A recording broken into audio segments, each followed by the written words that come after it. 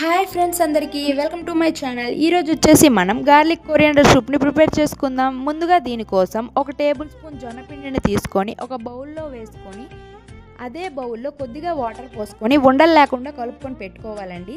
తర్వాత stove on చేసుకొని ఒక ప్యాన్ పెట్టుకొని అందులో 1 టేబుల్ స్పూన్ ఆయిల్ వేసుకొని ఆయిల్ కొద్దిగా వేడెక్కాక ఒక దాల్చిన చెక్క కూడా వేసుకోవాలండి.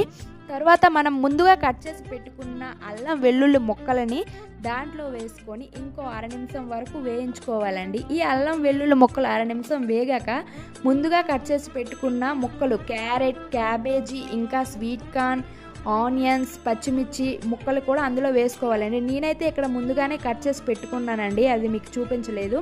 మీరు కూడా ముందుగానే కట్ చేసి పెట్టుకోండి.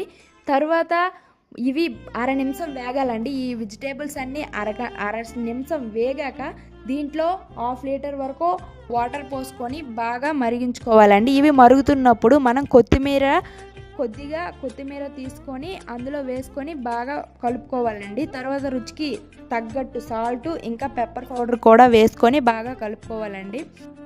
ఈ వాటర్ని బాగా మరిగించుకోవాలండి. బాగా మరిగాక మనం ముందుగా కలిపి పెట్టుకున్న జొన్నపిండి మిశ్రమాన్ని ఈ వాటర్లో వేసి బాగా కలుపుకోవాలి.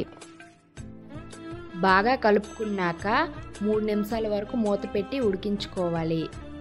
ఇంతే అండి, వేడి వేడి hot and tasty soup ready.